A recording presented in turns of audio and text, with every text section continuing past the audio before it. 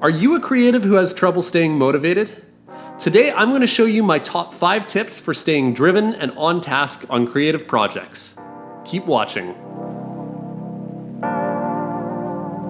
Hey everyone, welcome to the Wondershare YouTube channel, where you can find unlimited inspiration to build your creative future. If you're anything like me, you've probably gotten into situations where you want to get work done, but you're either having trouble starting or you're having trouble staying motivated throughout the whole project. Over the years, I've learned a few techniques that have really helped me stay on task with these projects. These range from one-time changes to simple habits to even reframing how I view motivation. While I can't guarantee that they'll work as well for you as they've worked for me, I think they're still very useful to try out. So let's get into some of those tips. Turn off notifications.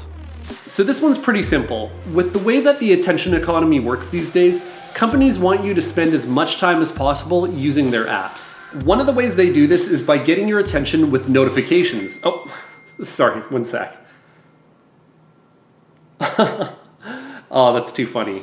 Sometimes these notifications can be really valuable, like if you're getting a text message from a relative. But often these notifications are just distractions for things that are not that important.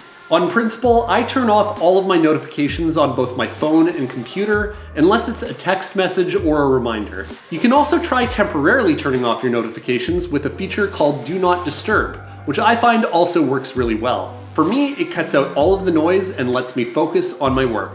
Use the Pomodoro Technique. The Pomodoro Technique involves using a timer to commit a certain amount of time to focusing on a task. The idea is that while it might be hard to get started with work, once you've been working for a little while, it's a lot easier to continue that work. So the way I use this technique is that I've got a timer here for 30 minutes, and I just slap this on a pegboard right here. And then I have my phone, which I am going to put away. So let me just get that out of the way, get any distracting devices out of my pockets. I leave this at the pegboard so that it's far away from my desk and I'm not tempted to get up and check my phone. And then I go to my timer and I start it. And for the duration of this timer, I'm not going to return here to look at my phone. I'm going to focus on my work. This has been a really good life hack, and it has helped me out so much when working on these projects. When the time's up, I can go back to checking my phone. However, I find that once I've been working on something for 20 or 30 minutes, I don't actually have that same itch to check my phone anymore. So this has been a really useful life hack, and I highly recommend you do something like this. Doesn't need to be as fancy as my setup here. Just have a timer and somewhere to put your phone far away from your desk. Keep a tidy workspace. This one seems a little obvious and maybe kind of a little condescending. It's the typical boomer, clean up your room and you'll magically be more motivated. And while I don't think it solves every problem, I think that having a room that's free of clutter and distractions is a really good environment to do your work in. So definitely consider cleaning up your studio or your desk or wherever you're getting work done. I think it is a worthwhile thing to do, and it's good for the soul. It's good for the soul. Listen to instrumental music. You know, they say that listening to classical music makes you smart. While I'm not too sure about that claim, music YouTuber Sideways made a really good video about that topic.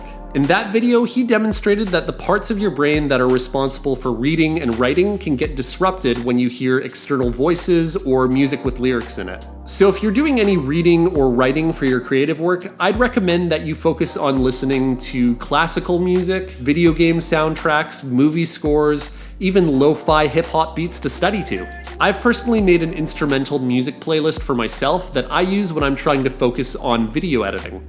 Reevaluate what motivation really is. A YouTuber I've been recently watching is Dr. K over on the Healthy Gamer GG channel. He's a psychiatrist who gives out mental health information to the larger online community. Dr. K highlighted that when we look at motivated people, we tend to look at what their behaviors are rather than ask what's going on in their minds. You should definitely check out his video where he explains this topic in more depth. We'll leave a link in the description below. Definitely give that video a look. But to summarize what he said, motivation is the ability to hold a thought steady in your mind over a prolonged period of time. A way you can get better at this is by practicing something called fixed point gazing. It's a type of meditation that involves staring at a single point for as long as you can without hurting your eyes. This week I began practicing this technique.